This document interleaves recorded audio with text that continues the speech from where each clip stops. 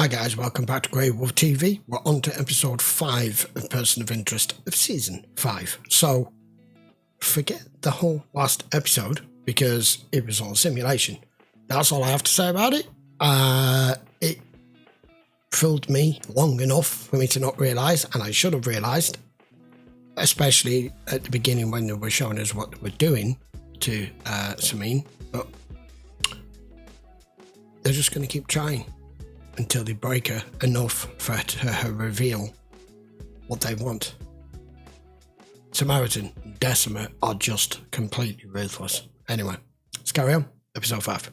Sound analyst for Shotseeker, an acoustic surveillance system that uses microphones mounted across the city to pinpoint the location of a gunshot and can do it to within 50 feet. Right now, he's wrapping up a 12-hour night shift, slamming coffee like he just woke up. Shots fired near 19026 Hilltop, Unit 329. That's insane. But then Garvin came in, recalibrated the sensors, and efficiency is through the roof. Do I know you? Why don't we take 3 steps to the left? Domain awareness doesn't need to say this. I want to know who killed my friend. It's in my report. I don't believe police reports written by dirty cops. I love Carl Elias like a brother. The way some fathers love their sons. It's your partner that calls the shots, even when it's your name on the report. You tell John. Bruce Moran's looking for him. You put a baby Samaritan in a nursery. Just a kernel of his code, trapped inside this Faraday cage. I've begun incubating a similar kernel of our own ASI. Soon I'll allow the 2 entities to engage one another in a series of controlled simulations. So you are locking me out. Not just you, everyone. If you want me to do whatever it takes, I'll have to do it on my own terms. Krupa Nayak. She's pursuing a doctorate in chemistry at the university. Pharmaceutical. Perhaps Mr. Garvin's chemical stash ran low. Krupa! I'll call the real cops. When was the last time you saw her?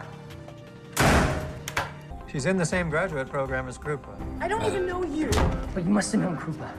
Let's go. Hold the phone, Finch. Oh, hell.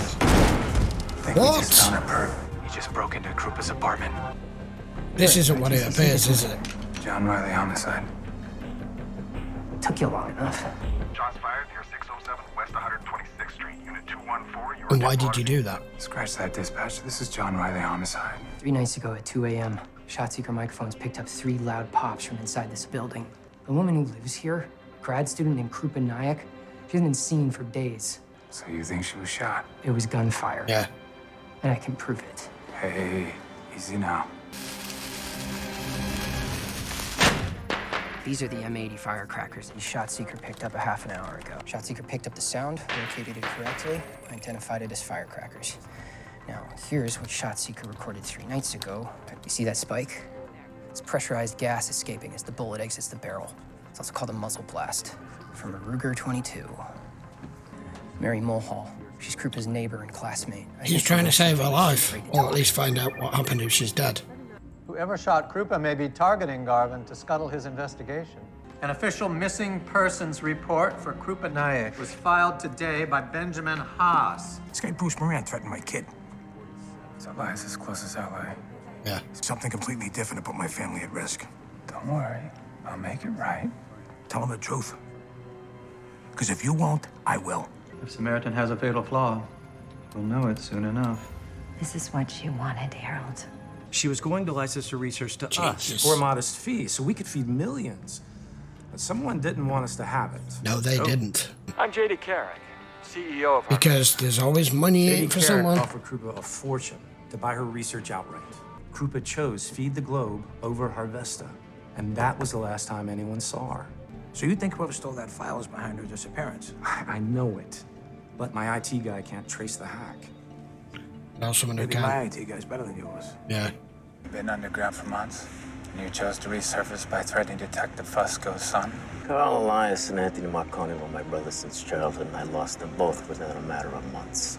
I can't write it until I know who killed them, which I think you do. That's not a question you want the answer to. I'm sorry for your loss, Bruce. But that's what it is. A loss. Multiple gunshots fired at 64 West 21st Street. Shooter is a male, 5'10", wearing a plaid shirt and a black hoodie, and is considered armed and extremely dangerous. What's happening? Drop the gun! No. It's not a gun! It's not a gun. Fuck. That's an efficient way of doing it. I saw two guys in a van that might be tracking us. Could be working for Harvesta. RTCC's trying to pull up some visuals now. The anonymous phone call with Garvin's exact description came from a nearby payphone. Someone hacks Feed the Globe to steal Krupa's research, and then Shotseeker is hacked to orchestrate a suicide by cop. The problem that we have now is they're no longer just completely individual innocent cases, perpetrator or victim or whatever. Shotseeker's been hacked there. The company's servers were hacked. Because of everything that's going on with the main storyline, is this just some company, or is this some company that Samaritan is interested in and it's Samaritan that's doing it? We've no way of knowing now until it gets to that point. Have you considered recoding her with a more defensive stance? You mean arm the machine? Self-preservation is a very close cousin to aggression. A child, your child, needs to learn to push back on the playground. The machine is infinitely smarter than either of us. If anyone here needs to recode the machine, it should be the machine. We weren't friends. I knew who she was way back in high school. And to be honest, I never even really liked her. Got the best grades, but I always thought she was kind of a kiss-ass. You know how this ends, don't you? No. Neither do you. 3 nights ago, at 2 a.m. Can you tell where it originated? Inside Harvesta, on a laptop belonging to its CEO. Can't What? seem to open it. That's some pretty wily encryption. By the way, his phone's out of order. That doesn't seem possible. No. What's going on here? Good for you, a phone that works. Mr. Reese, have you made contact with Mary yet? Not yet, why? I'm not sure you're going to. Shots fired, Finch? The number, it's Mary. Detective Fusco, we have an emergency. Circumvented. That's precisely what's happening here. I heard something. He's still here. Get on now.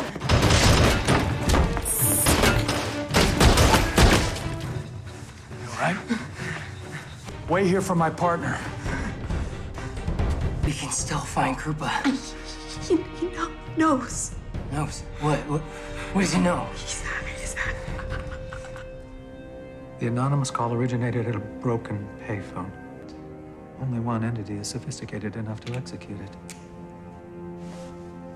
Samaritan. That's what I was saying. That's what keeps happening. Shooters with Samaritan. She dead. Got away.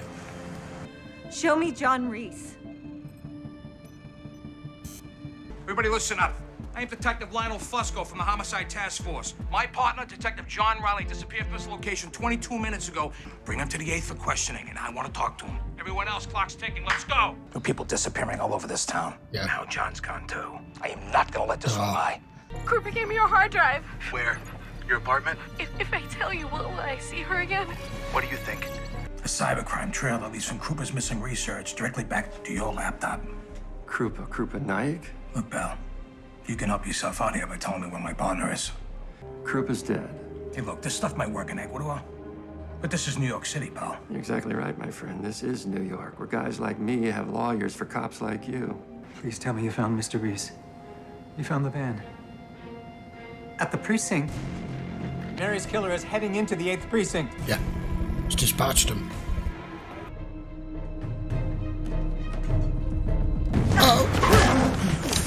Where is he? Where's Reese? Who?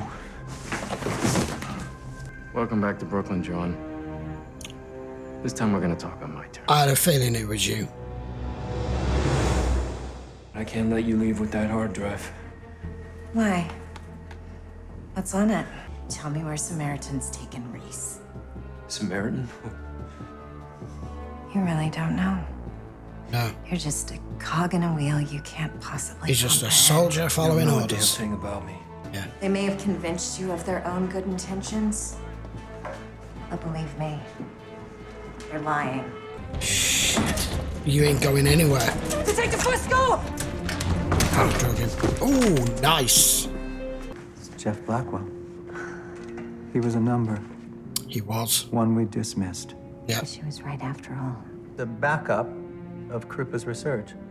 You saw this exact file on Carrick's computer earlier today, didn't you? I couldn't open it. Interesting. May I? Yeah? Meriton has encrypted the file so that no human can ever open it. How adorably ruthless and elaborate. Carrick has done this sort of thing before. By that logic, if we disseminate the research now, Garvin ceases to be a threat. Why does Samaritan want to bury that research so Yeah, badly? that's what we need to Does know. solving world hunger lead to an overpopulation problem? Does that just give it less control somehow? I'm trying to work out why it feels that this research is so threatening when it's designed around just trying to help starving people. How does that correlate? Damned if you do, damned if you don't. Yeah, I mean, do they now?